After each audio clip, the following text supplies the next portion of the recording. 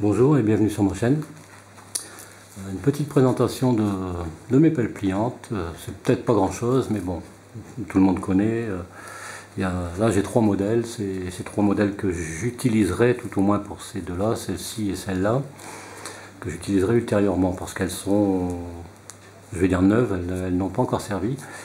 Et ce sont des pelles que j'ai achetées très récemment. J'avais une pelle à l'époque, une pelle US, mais elle a disparu. Donc j'ai dû me racheter du matériel. Donc voilà, tout le monde connaît bien entendu. C'est cette fameuse petite pelle que j'ai achetée au vieux campeur. Bon, c'est pas très cher, j'ai plus le prix en tête, peu importe. Mais bon, tout le monde connaît, hein, il y a des prix différents, les prix varient un petit peu d'un site à un autre ou d'un magasin à un autre. Cette petite pelle me sert exclusivement, me servira plutôt parce qu'elle est neuve, me servira exclusivement lors de mes sorties pour gratter un peu la terre, pour éventuellement les braises ou autre chose. Enfin, c'est plus dans ma pochette, celle-là servira plus dans ma pochette que j'utilise quand je fais des sorties à la journée, ne serait-ce que pour boire un petit café, un truc comme ça, et puis en fin de compte c'est plus pour dégager un petit peu le terrain, pour poser mon réchaud à gaz MSR, et puis voilà quoi, ça sert qu'à ça. Donc ça c'est pour la première, hein, c'est pas grand chose, tout le monde connaît de toute façon, ça doit être la marque CAO je pense, je ne sais plus trop. D'ailleurs en parlant de CAO, il y a celle-ci, bien entendu. Donc ça c'est une pelle que j'ai achetée à Decathlon, hein, avec la petite pochette qui va bien, tout le monde connaît. Il n'y a pas besoin que je l'ouvre, de toute façon tout le monde sait comment ça fonctionne, bien que on n'a pas pour longtemps à le faire. C'est une pelle, comme vous pouvez constater, qui est neuve, qui n'a jamais servi. Voilà, c'est quand même assez facile à utiliser. Certains diront qu'elle est solide, enfin entre guillemets, et d'autres diront qu'elle a des faiblesses. Mais bon, je compte pas faire du terrassement avec ça, hein. C'est juste pour le fait comme celle-ci, comme la petite, là, tout au moins pour creuser un peu le trou, pour préparer le feu, pour prendre des braises. Voilà, ça va faire un petit peu son travail, hein. Je ne ferai pas comme Jus du Bushcraft Alpin, couper du bois avec la pelle, parce que lui il a une pelle qui est certainement meilleure que la mienne. Et d'ailleurs celle-ci, comme on peut voir, elle est crénelée en fait. Bon, ça coupe pas, ça peut rien faire du tout, hein. Mais bon, elle servira quand même, éventuellement. Ça c'est la boîte, hein, c'était dans la boîte, donc c'est de la marque CAO, pelle pliante. Pour le prix, je ne sais pas si on va bien le voir, bon là c'est moi qui l'ai noté pour pas l'oublier, 9,95 € à Decat. Donc voilà, 24 cm pliés et puis 58 cm dépliés. Voilà, il n'y a rien d'extraordinaire. Tout le monde connaît. Par contre, là où certains ne connaîtront pas, j'ai ce type de pelle. Alors là, l'histoire en fait, c'est une pelle que j'ai depuis un peu plus de 25 ans. Ça a été fait par un professeur de technologie, un professeur qui est dans une école où ils apprennent à travailler pour les jeunes, quoi. C'était en tôlerie, je pense, ou à moins que ce soit en chaudronnerie, je ne sais plus. C'est tellement vieux que j'ai oublié. Et ça a été fait par les élèves ou par le professeur lui-même, hein. Je sais plus exactement. C'est tellement vieux, mais c'est quelque chose de très très solide. À côté, j'ai jamais trouvé plus solide, hein. Depuis 25 ans que je l'ai. Elle a été entretenue, nettoyée, mis à part que là, il y a quand même un peu de terre dessus. Je ne sais pas si on va bien le voir. Voilà, on le voit quand même un peu. Je m'en étais servi dernièrement. Et cette pelle, elle est quand même assez lourde, hein. Elle fait 1,950 kg, ce qui est déjà énorme. Mais c'est une pelle que j'ai dans la voiture. Voilà, j'ai pas un 4x4, hein, j'ai juste un petit utilitaire Kangoo. Et qui me sert d'ailleurs pour mes sorties, pour mettre du matériel. Je peux même dormir dedans parce qu'il est équipé. Chose que j'ai fait moi-même, et donc c'est toujours dedans, quoi, où on ne sait jamais, on peut se retrouver embourbé ou autre, on a toujours besoin d'une pelle, et vu le poids, c'est pas gênant pour la voiture. Donc c'est une pelle qui fait quand même pliée telle qu'elle est là, on la voit, hein, je sais pas, voilà, telle qu'elle est là, pliée, elle fait 59,4 cm. Donc en partant de ce point-ci à ici, donc voilà. Par contre, la pelle dépliée, alors c'est le même principe que les autres pelles, hein, de toute façon. Ça a été basé, parce que la pelle pliante ça existe quand même depuis très longtemps. Et donc voilà, là ici la pelle est dépliée en bonne position. Donc voilà, ça c'est parfait, ça se sert bien. Donc c'était fait avec du tube, hein, c'est du tube qui est quand même assez épais, et pour plier ça je pense qu'il faut se lever de bonne heure. Hein. Alors donc je disais la pelle dépliée telle qu'elle est là entière, voilà. Elle fait 79,6 cm. Hein. Donc on a une bonne aisance au niveau de la poignée, au niveau du maintien du manche, quoi. C'est quand même assez long. Alors pour une épaisseur, l'épaisseur je pense que c'est... Oui, c'est l'épaisseur qui est ici. Donc je ne sais pas si on va bien le voir. Qui fait quand même un petit 2 mm et demi. Hein. C'est quand même assez épais. Donc très résistant. Hein. Ça a été... Il y a eu des rivets qui ont été mis ici, c'est des rivets chauds, il y en a un quatrième en dessous, on le voit d'ailleurs ici. Il y a 4 rivets, 1, 2, 3 et 4. Ce sont des rivets qui ont été mis à chaud, donc forgés. Et ça lui confère une très bonne solidité. Hein. Cette partie ici qu'on voit, bon, noir, c'est noir, on voit pas très bien. Cette partie ici, c'est du fer plein. Hein. Donc avec un gros boulon, ça risque pas de casser. Hein. Voilà, il faut vraiment... le vouloir, mais enfin malgré tout je pense pas. Donc ce tube donc de la pelle a été fait en 20-27, diamètre 20-27, hein, les plombiers connaîtront.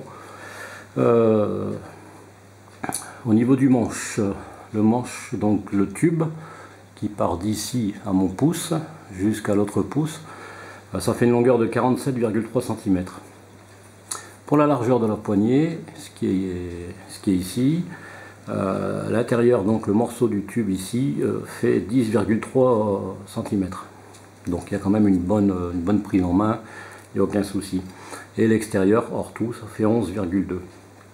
Alors, la largeur de la pelle.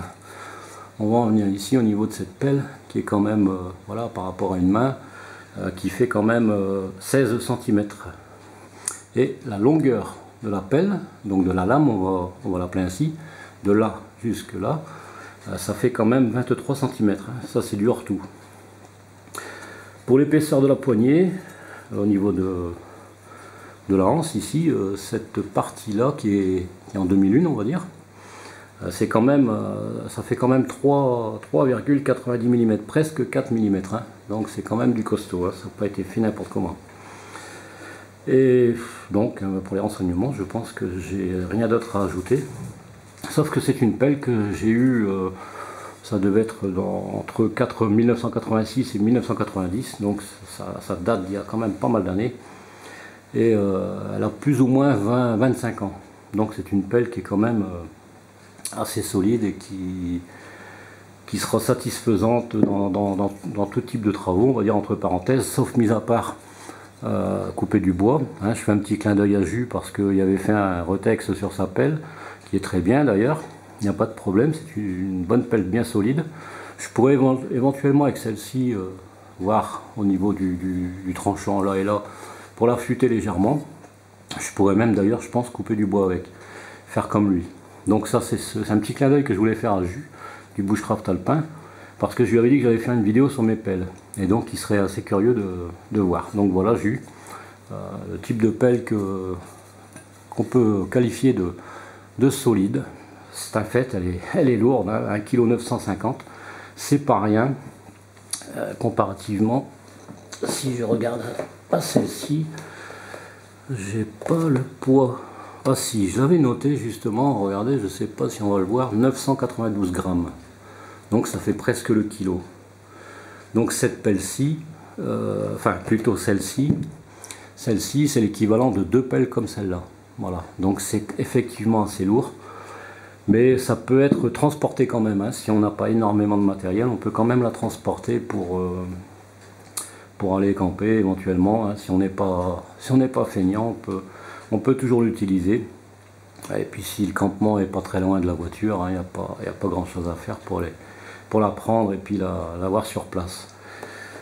Donc de ce côté-ci, il y a la solidité. Sur celle-là, c'est bon, la légèreté, on va dire, entre parenthèses, par rapport à celle-ci, bien entendu.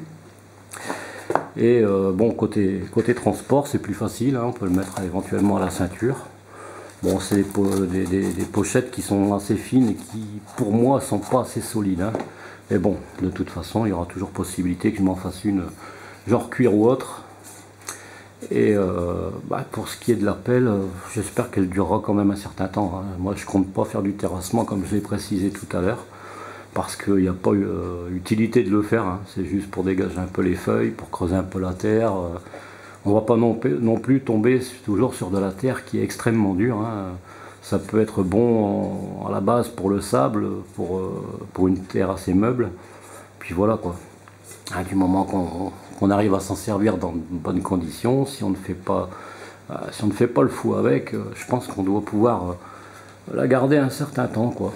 Et celle-ci, la plus petite, comme je disais tout à l'heure, hein, ce sera juste pour le fait de gratter un peu la terre, parce que j'utilise un réchaud MSR avec un trépied. D'ailleurs, je ferai une vidéo d'ici peu de temps sur le matériel que j'utilise lors des petites sorties quand je vais en forêt, genre pour boire un café, quand je vais me promener. Voilà, ça m'évite de prendre énormément de matériel, et puis ça me fait prendre environ 3 kilos, quoi. Je peux prendre, je mets ça dans des pochettes, comment dire, Maxpédition, et puis voilà, j'utilise ça, c'est une pochette de ceinture, j'en parlerai, et ça c'est dedans normalement.